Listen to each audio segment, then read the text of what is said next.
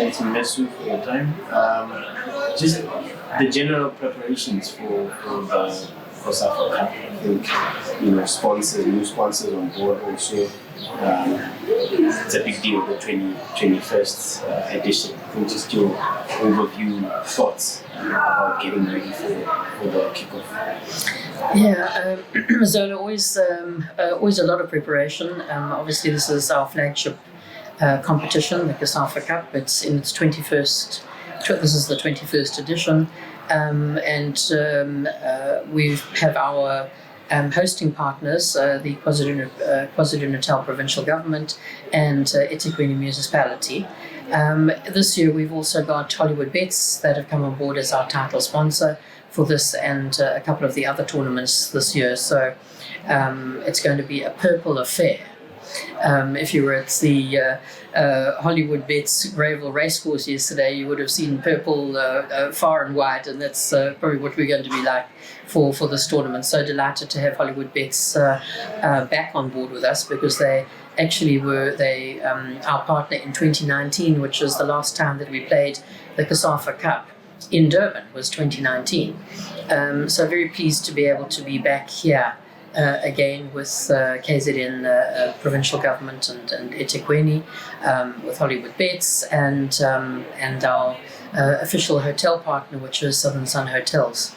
So a lot of preparation, obviously, that goes into having a 14-team tournament. It's a big tournament. Really happy that all of our member associations, unfortunately, to the exclusion of Zimbabwe, because they're currently suspended.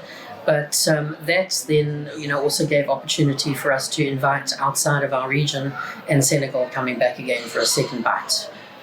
And just, I'll come back to the team arrivals and settling in and that, but to return to KZN after everything that's happened, I know obviously sport in general unites continents, the world, but COSAFA's role in coming back here, what does it mean for the organization, given everything that's happening with the floods and all?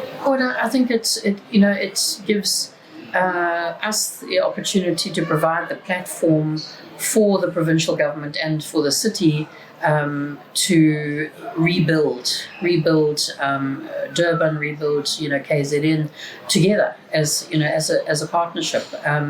So we're really grateful that they're having us back here, and I think together we are sending the message that Durban is open for business. Yesterday we saw another international event with the horse racing, the Durban July, the Hollywoodbets Durban July. And Durban is abuzz, at the moment, and we have the opportunity to prolong that for 2 weeks, and really to create some positive impact on the province and on the city. And just the general targets. Obviously it gets better and better, but then there was COVID, and the way in which the past edition was done had some restrictions, obviously. But what are the targets for this particular one? Especially, I think the partners, Hollywoodbets, would have been swinging on the chandeliers when things opened up just before the July as well. Yes. It must be the same feeling for COSAFA. Sure. Players playing in empty stadia, I think no matter that that there's a reason for it, it does have some kind of an impact on the players. So I think from the players' perspective, they will look forward to having spectators within the stadium. Of course, our objective would be to have as many people in the stadium as possible. There is no restriction. The tickets have been made free of charge. But everybody has to have a ticket in order to get into the stadium. So we are hoping, that through our various platforms and those of the city and the province, the call to arms for people to come back to the stadium.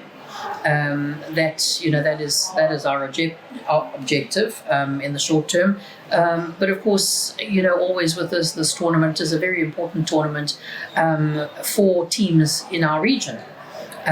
Particularly, those who may firstly be going to the Chan qualifiers immediately after this competition. So it's very nicely sandwiched in, on the back of the AFCON, but leading up to the Chan qualifiers. So it'll be a really good preparation, particularly for some of our smaller teams and the islands, more particularly, who have been largely inactive for 2 years. Can you tell us more about some of the activations lined up with also some of the ambassadors that have come on board for this particular tournament? Yes, we've got Mark Fish with us. We've got Siyabonga Sangweni and Brilliant Kuzwayo, our local ambassadors, legends in their own right.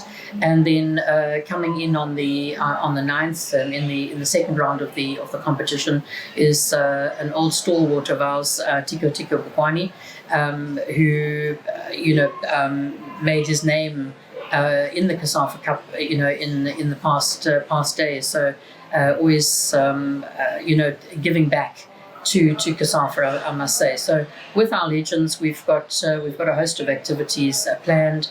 On the rest days, on the 9th and the 11th, we're doing a festival of football for the kids, 12 to 15 years old, a program called Fast Footy, which has been developed by Mark Fish, honing in and concentrating on the skills, part of football. So we've got that. We are also doing an administration course for local administrators from across the province. We're doing a referees course, which is actually finishing tomorrow, and that referees course is a course for the tournament appointed referees, which are your CAF referees, but it's also gives opportunity for talent identification, because we invite 10 local referees who the criteria is that they must be currently officiating at a regional, the regional level, or the ABC Motsepi. And when we were here last year, we uncovered a couple of gems. So we're hoping that we will do that again.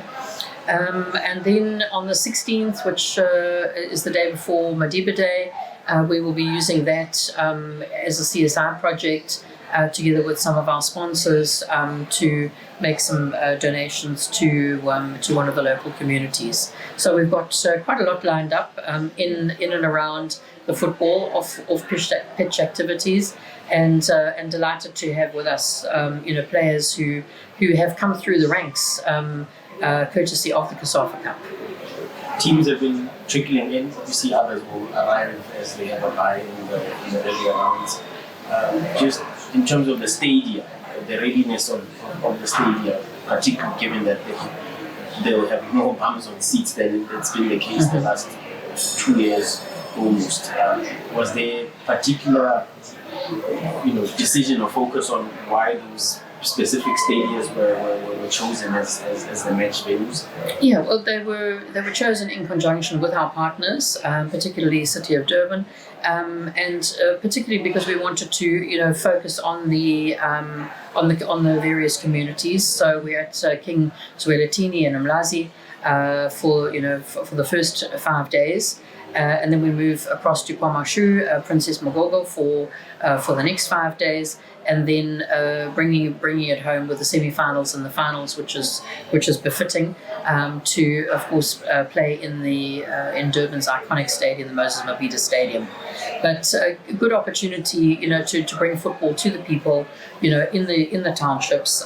It negates the need, for costly transportation. It's all very well giving the tickets free, but if you're asking them that they've got to take, people to take a taxi or a bus or whatever, which costs money, you're kind of defeating the object. So we prefer to take football to the people.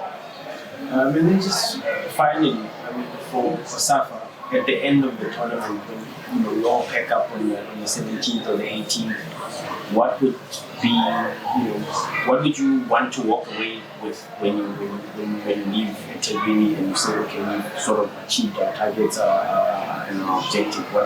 What is the one thing that would warm your heart the most? I think what we always seek to do is to leave a legacy. It's not about coming into a country, into a city, playing football and saying bye-bye. It's leaving a legacy, it's making an impact. which this time around will be an economic impact, particularly on the hospitality industry and and various other touristic industries.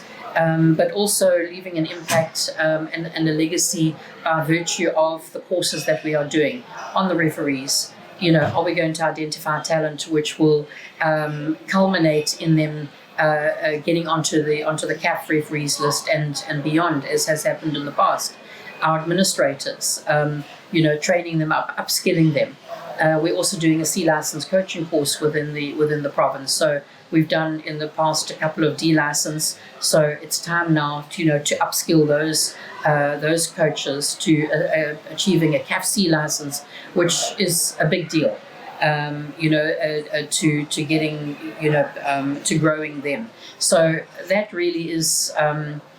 Besides the actual football, of course, our objective and our mission statement to our members is to grow, develop, etc. Even at this level, which is senior men, it still plays an important role in preparing our teams for continental, qualifiers, etc. Bringing in new players, giving the coaches an opportunity to blood new players and see them before taking them, for instance, to an AFCON qualifier or World Cup qualifier. So besides that, it is giving back, to the communities that host us.